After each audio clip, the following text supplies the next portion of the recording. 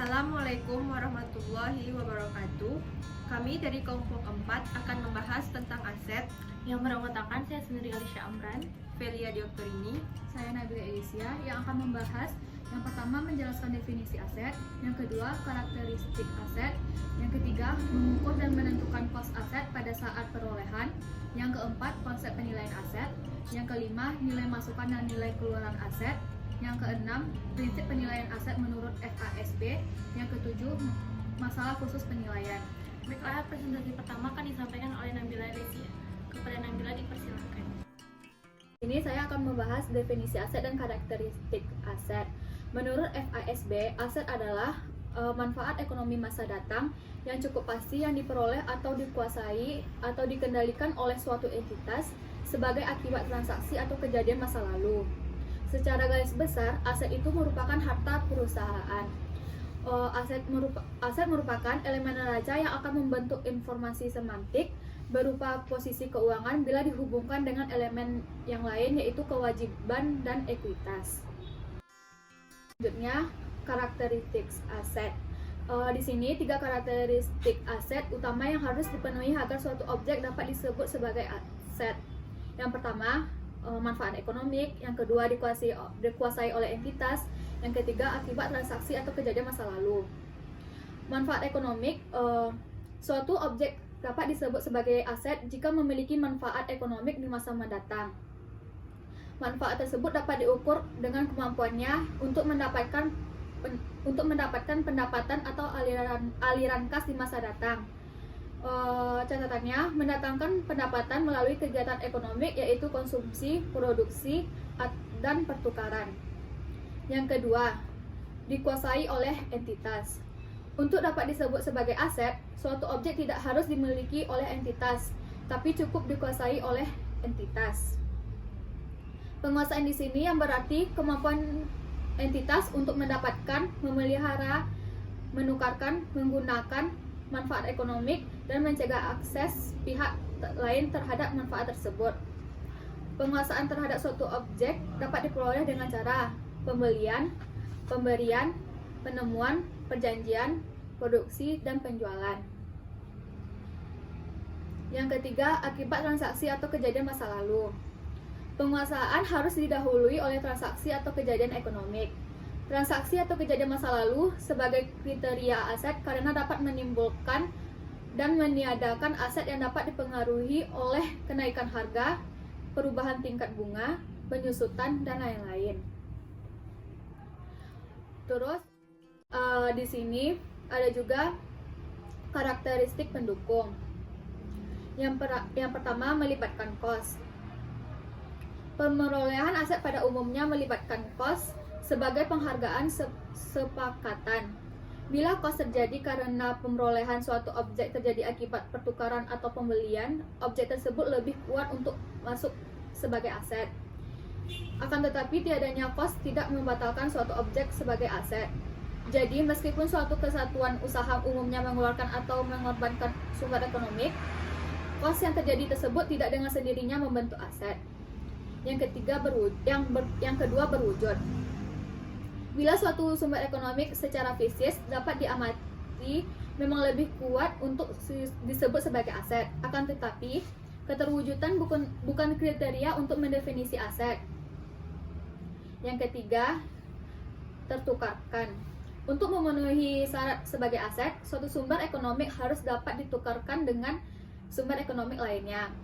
Syarat ini diajukan dengan alasan bahwa manfaat ekonomi akan menjadi cukup pasti dan terukur kalau suatu sumber ekonomi mempunyai daya atau nilai tukar. Karakteristik pendukung yang keempat yaitu terpisahkan. Syarat ini diajukan berkaitan dengan ketertukaran. Untuk dapat ditukarkan suatu sumber ekonomi harus dapat dipisahkan dengan sumber ekonomi lain suatu atau berdiri sendiri. Kalau syarat ini dimasukkan sebagai kriteria aset, goodwill tidak akan memenuhi syarat untuk disebut dan diakui sebagai aset. Karakteristik pendukung yang kelima yaitu berkekuatan hukum. Penguasaan atau hak atas aset tidak harus didukung secara yuridis formal. Klaim seperti piutang usaha tidak harus didukung oleh dokumen yang mempunyai daya paksa secara hukum untuk memenuhi definisi aset. Meskipun demikian, hak paksa yang melekat pada hak-hak hukum bukan merupakan syarat mutlak untuk mengakui adanya aset kalau suatu entitas dapat memperoleh dan menguasai manfaat dengan cara lain. Sekianlah definisi dan karakteristik tersebut. Selanjutnya akan dibahas oleh teman saya, yaitu Velia. Pada Velia dipersilakan. Baiklah, saya Velia akan melanjutkan pembahasan dari Nabila tadi, yaitu masuk ke poin nomor 3, yaitu mengukur dan menentukan kos pada aset pada saat perolehan. Aset dipresentasikan oleh kos sebagai data dasar untuk mengikuti aliran fisis. Aliran fisis ini ada 3 perlakuan akuntansinya, yaitu pertama yaitu pengukuran, pengakuan, dan klasifikasi pertama kali pada saat terjadinya. Yang kedua yaitu pencatatan berikutnya dalam rangka mengikuti aliran fisis aset berupa alokasi, distribusi, dan penggabungan. Tiga yaitu pembebanan kependapatan periode berjalan atau periode-periode yang akan datang. Dalam pengukuran dan penentuan kos ini terdapat kos sebagai pengukuran dan bahan olah akuntansi, yaitu konsep dasar penghargaan sepakatan menegaskan bahwa pengukuran aset pada saat pemerolehan yang paling objektif adalah jumlah rupiah yang terlibat dalam transaksi pertukaran antara dua pihak independen yang sama-sama berkehendak. Dalam ini juga ada harga sepakatan, merupakan dasar yang paling terandal dan objektif karena penjual dan pembeli sama-sama bebas dan berkehendak serta berkemampuan. Ada mekanisme pasar bebas dalam menjamin dan mengkehendaki harga tersebut, yaitu pertama yaitu kondisi pihak bertransaksi sama-sama berkehendak dan bebas tanpa tekanan dan ancaman. Yang kedua yaitu pihak bertransaksi sama-sama berkemampuan memperoleh informasi secara bebas. Yang ketiga yaitu barang yang dipertukarkan cukup standar atau umum dan tersedia cukup banyak di pasar bebas. Dapat dikatakan bahwa cukup banyak penjual dan pembeli sehingga tak seorang pun yang cukup kuat untuk mempengaruhi harga. Yang pembahasan konsep penilaian aset. Konsep penilaian aset biasanya digunakan dalam akuntansi untuk menunjukkan proses penentuan jumlah rupiah yang harus dicatat atau objek pada saat pemerolehan. Ada dua tujuan dalam penilaian aset tersebut, yaitu pertama menyediakan informasi yang dapat membantu investor dan kreditor dalam menilai jumlah, saat, dan ketidakpastian aliran kas bersih ke badan usaha. Yang kedua yaitu menyediakan informasi sematik berupa posisi keuangan, profitabilitas, likuiditas, dan solvensi. Jadi penilaian ini merupakan penentuan jumlah rupiah yang harus diletakkan pada suatu pos aset pada saat akan dilaporkan atau disajikan dalam statement keuangan pada periode tertentu.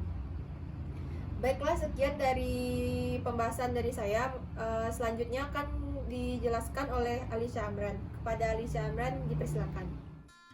Baiklah, saya Alisha Amran akan melanjutkan pembahasan materi 5, 6, dan 7. Materi 5 yaitu nilai masukan dan nilai keluaran aset. Nilai masukan didasarkan atas jumlah rupiah kas atau penghasilan lainnya yang harus dikeluarkan atau dikorbankan untuk memperoleh aset atau objek jasa tertentu. Ada beberapa dasar penilaian yang masuk dalam kategori nilai masukan, yaitu yang pertama, cost historis. Cost historis merupakan jumlah rupiah atau harga pertukaran yang telah tercatat dalam sistem pembukuan pada saat terjadinya transaksi. Prinsip cost historis menghendaki digunakannya harga perolehan dalam mencatat aktiva, utang, modal, dan biaya.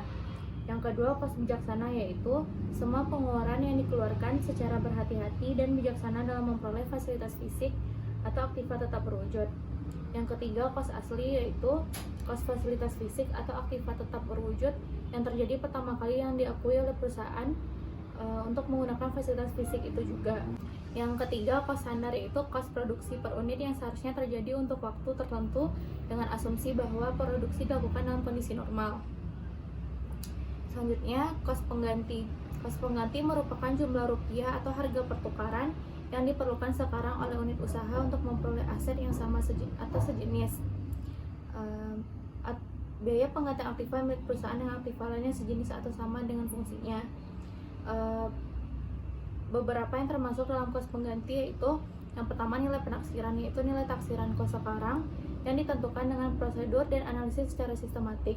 Yang kedua nilai wajar, yaitu jumlah yang dapat diterima oleh satu objek dalam menggambarkan harga di mana aset dapat dibeli atau dijual dalam transaksi antar pihak secara sukarela tanpa paksaan. Yang ketiga nilai terrealisasi bersih dikurangi dengan harga normal, yaitu nilai yang diharapkan merepresentasikan kos pengganti bila data untuk menentukan kos pengganti tidak tersedia. Selanjutnya kos harapan, yaitu kos harapan suatu aset adalah nilai pengorbanan ekonomi di masa mendatang seandainya jasa aset tersebut diperoleh secara bagian demi bagian tidak sekaligus, atau nilai sekarang untuk pembayaran kas di masa yang mendatang. Selanjutnya itu nilai keluaran. Nilai keluaran didasarkan pada jumlah rupiah kas atau penghargaan lainnya yang diterima suatu unit usaha apabila suatu aset atau potensi jasa akhirnya keluar dari unit usaha melalui proses pertukaran atau konversi.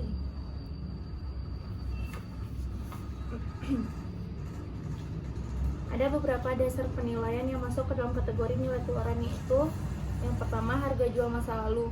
Harga jual masa lalu sebenarnya menunjukkan kas yang cukup pasti akan diterima dari pertukaran atau konversi. Yang kedua harga jual sekarang, didasari oleh konsep setara tunai uang.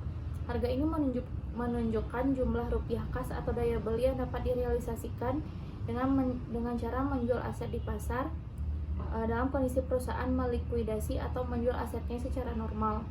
Yang ketiga nilai terrealisasi harapan. Suatu aset adalah penerimaan kas atau potensi jasa masa mendatang yang jumlah dan waktunya cukup pasti. Selanjutnya 6. Prinsip penilaian menurut FASB. Bila dikaitkan dengan aset, dasar penilaian FASB sebagai berikut. Yang pertama, historical cost. Tanah, gedung, perlengkapan pabrik, dan kebanyakan sediaan dilaporkan atas dasar cost historisnya, yaitu jumlah rupiah kas atau setaranya yang dikorbankan untuk memperolehnya. Yang kedua, current cost. Beberapa sediaan disajikan sebesar nilai sekarang atau penggantiannya, yaitu jumlah rupiah kas atau setaranya yang harus dikorbankan jika aset tertentu yang sejenis diperoleh sekarang. Yang ketiga, current market value. Beberapa jenis investasi dalam surat berharga disajikan atas dasar nilai pasar selain, yaitu jumlah rupiah kas atau setaranya yang dapat diperoleh kesatuan usaha dengan menjual aset tersebut dalam kondisi perusahaan yang normal. Yang keempat, net realizable value. Beberapa jenis piutang jangka pendek dan sediaan barang disajikan nilai terrealisasi bersih, yaitu jumlah rupiah kas atau setaranya yang akan diterima dari aset tersebut dikurangi dengan pengorbanan yang diperlukan untuk mengkonversi aset tersebut menjadi kas atau setaranya. Yang kelima, present value of future cash flows, yaitu piutang dan investasi jangka panjang disajikan sebesar nilai sekarang penerimaan kas di masa mendatang sampai piutang terlunasi dikurangi dengan tambahan kos yang mungkin diperlukan untuk mendapatkan penerimaan tersebut. Selanjutnya, pembahasan yang terakhir yaitu masalah yang berkaitan dengan penilaian aset,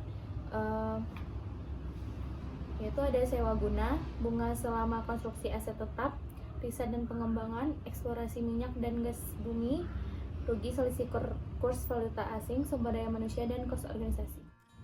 Baiklah, sekian presentasi dari kelompok kami mengenai aset. Maaf jika ada kesalahan maupun kekurangan dari beberapa hal. Kami ucapkan Terima kasih. Dan assalamualaikum warahmatullahi wabarakatuh.